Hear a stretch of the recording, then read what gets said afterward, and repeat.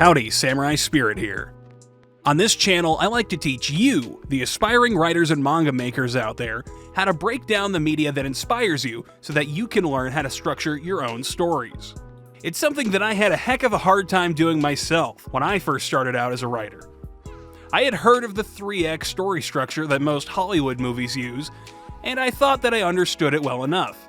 But when I started reading up on anime and manga stories specifically, I discovered another way of telling stories called Kishōtenketsu.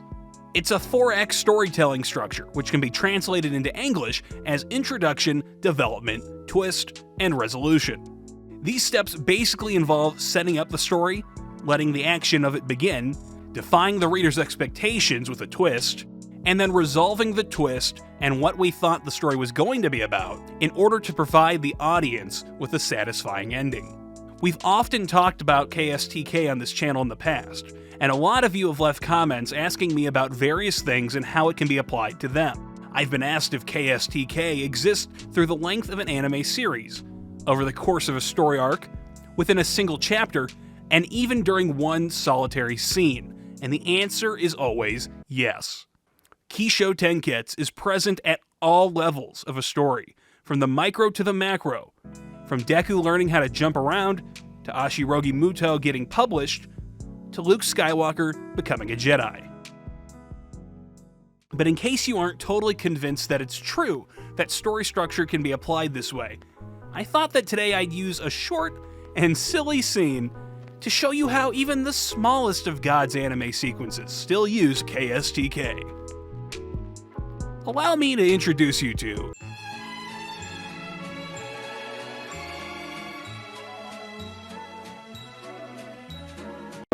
Key Introduction.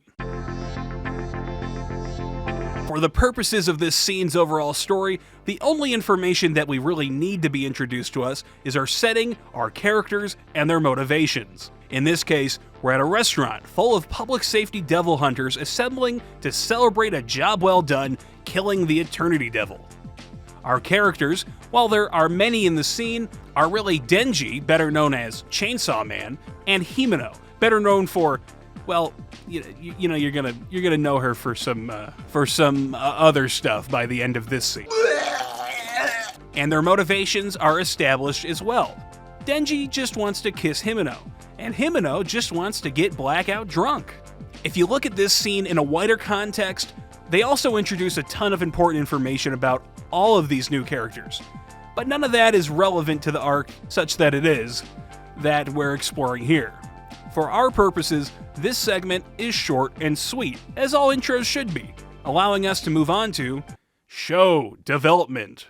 The story kicks off when Makima, Denji's love interest and totally a good person, shows up and takes us from a passive scene to one with some driving action. Now Denji has a conflict, wanting to taste Himeno's sweet tongue, but also not wanting Makima to know about it, since he's very much in love with her and she's totally a good person.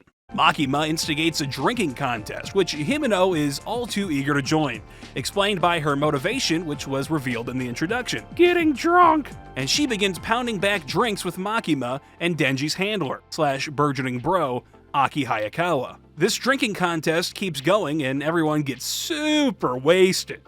Except for Makima for some reason, but it's probably just because she's so cool and totally a good person. Filled with alcohol and other things, Himeno is finally beginning to feel easy enough to go through with her promise to Denji, and she plants a sloppy kiss right on his lips. I mean, it's really sloppy. Super sloppy. I mean, this kiss is so sloppy that we have to move on to 10 Twist. It finally happened. Denji, after all these years of longing, he got to kiss a girl on the lips. And not just any girl, like Power. It's an actual hot girl, like Himeno. I mean, she's so cool. This is heaven.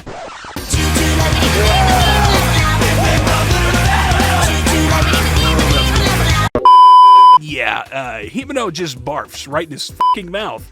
Like, all up in there. So much barf. It just keeps flowing into his mouth like the Cuyahoga River into Lake Erie. but not that dirty. Now, I bet you're asking yourself, how can this be resolved, right? I mean, how can you possibly bring a conclusion to something like this? Well, it gets resolved by Ketsu resolution. Denji eats the vomit. He just eats it. This is explained and rationalized because Denji grew up so desperate for food that he's willing to eat anything even slightly edible. Though I don't know if blown chunks are really all that edible, but it seems to work for him. That's the conclusion to the joke side of this scene. Boy likes girl, girl kisses boy, girl throws up in boy's mouth, and boy eats it. Ha ha ha, very funny stuff. Nice, simple story. But there's actually a little bit more to this scene from an emotional standpoint, and the resolution to that arc happens in the next scene. If we look at everything that happened as part of Denji's longer quest for human connection and intimacy being challenged by Himeno being a drunk that's totally unsuited for him, then the way to resolve those two different ideas is found here, as Himeno takes Denji back to her place and offers to sleep with him. This synthesizes those two ideas, Denji wanting intimacy and Himeno being a totally unsuitable drunk. This moment captures those two ideas and brings them into harmony. Basically, you take what we thought this story was going to be about, Himeno kissing Denji, aka intimacy between Himeno and Denji. You'd get our twist, which is Himeno turns out to kind of suck and not be a very good girl for Denji, and you bring them together. So the ending is we have that intimacy. Himeno is willing to sleep with Denji, but we also have the twist is still with us, that she kind of sucks. And there you have it. The scene is over and we're all better writers because of it. Isn't life just so quirky and weird sometimes? One minute you're browsing through the web and the next minute you're learning how to write through anime girls throwing up in your mouth. God truly does work in mysterious ways. Thanks for watching this video. If you enjoyed it, then I'd appreciate it if you stuck around to catch the next one. And don't forget to leave me a suggestion for a topic you'd like to see me cover next. See you next time. Bye.